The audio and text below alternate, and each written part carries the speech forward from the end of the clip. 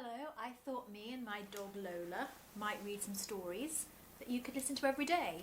And the first story I chose is a book by Neil Gaiman, who is a great author for adults and children. But this book is, I think, for maybe years 3, 4, 5, 6.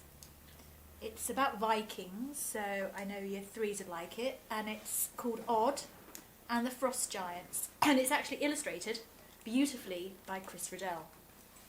Chapter 1. Odd. There was once a boy called Odd, and there was nothing strange or unusual about that. Not in that time or place. Odd meant the tip of a blade, and it was a lucky name. He was odd, though. At least the other villagers thought so. But if there was one thing that he wasn't, it was lucky. His father had been killed during a sea raid 2 years before, when Odd was 10. It was not unknown for people to get killed in sea raids. But his father wasn't killed by a Scotsman, dying in glory in the heat of battle as a Viking should. He had jumped overboard to rescue one of the stocky little ponies that they took with them on their raids as pack animals. They would load the ponies up with all the gold and valuables and food and weapons that they could find, and the ponies would trudge back to the longship. The ponies were the most valuable and hard-working things on the ship. After Olaf the Tall was killed by a Scotsman, Odd's father had to look after the ponies. Odd's father wasn't very experienced with ponies, being a woodcutter and woodcarver by trade, but he did his best. On the return journey, one of the ponies got loose during a squall off Orkney and fell overboard. Odd's father jumped into the grey sea with a rope, pulled the pony back to the ship and, with the other Vikings, hauled it back up on deck.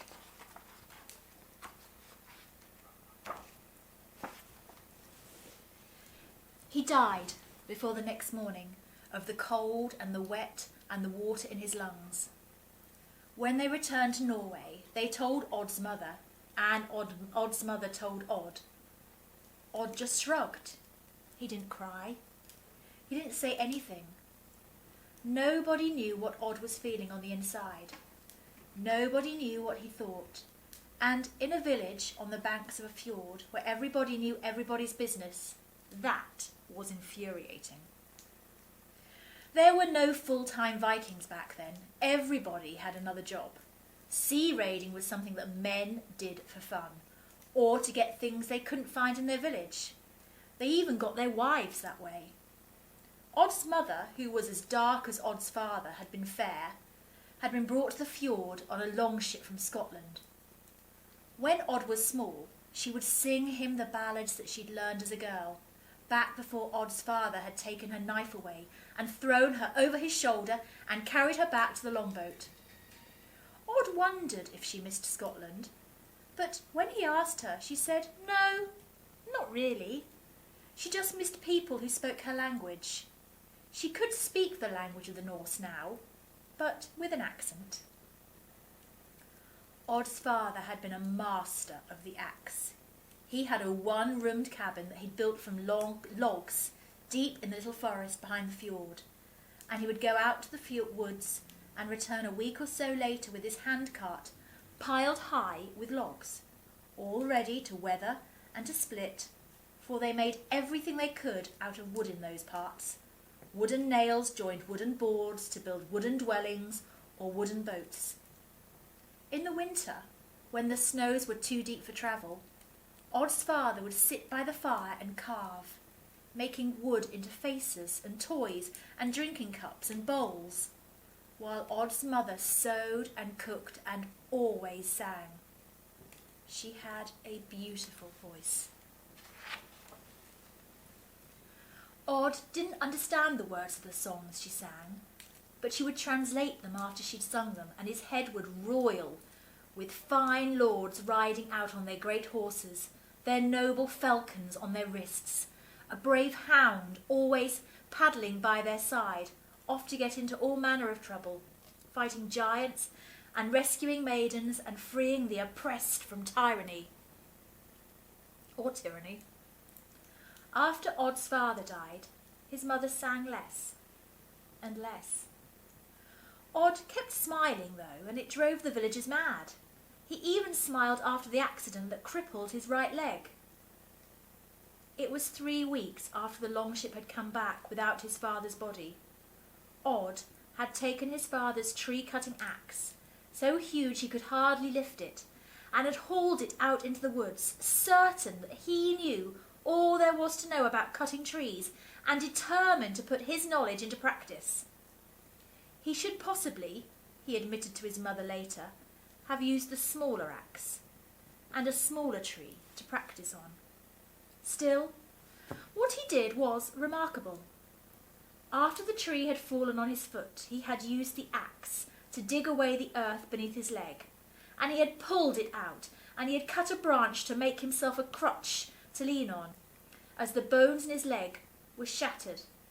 And somehow he'd got himself home, hauling his father's heavy axe with him, for metal was rare in those hills, and axes need to be bartered or stolen, and he could never have left it to rust.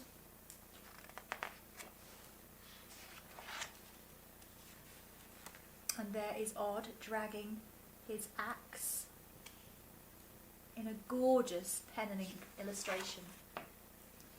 So 2 years passed, and Odd's mother married Fat Alfred, who was amenable enough when he had not been drinking. But he already had 4 sons and 3 daughters from a previous marriage, and his wife had been struck by lightning, and he had no time for a crippled stepson.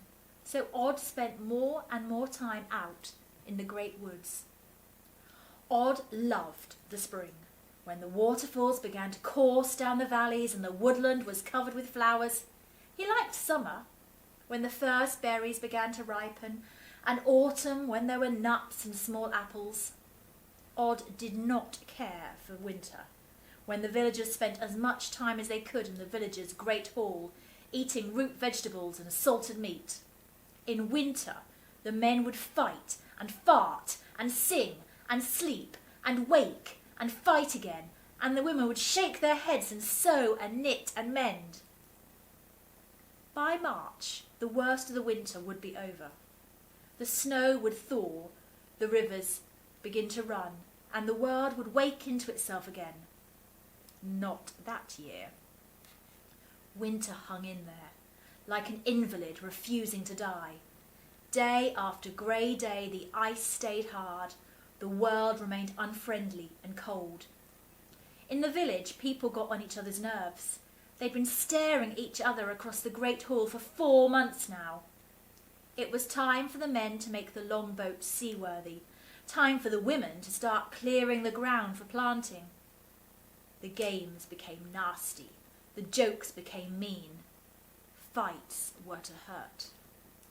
Which is why, one morning at the end of March, some hours before the sun was up, when the frost was hard and the ground still like iron, while Fat Alfred and his children and Odd's mother were still asleep, Odd put on his thickest, warmest clothes. He stole a side of smoke-blackened salmon from where it hung in the rafters of Fat Alfred's house, and a fire pot with a handful of glowing embers from the fire, and he took his father's second best axe, which he tied by a leather thong, or even a leather thong, to his belt, and he limped out into the woods. The snow was deep and treacherous, with a thick, shiny crust of ice on top. It would have been hard walking for a man with 2 good legs, but for a boy with 1 good leg, 1 very bad leg, and a wooden crutch, every hill was a mountain. Odd crossed a frozen lake, which should have melted weeks before, and went deep into the woods until he reached his father's old wood-cutting hut. The days seemed almost as short as they'd been in midwinter, and although it was only mid-afternoon, it was dark as night by the time he reached his destination. The door was blocked by snow, and Odd had to take a wooden spade and dig it out before he could enter.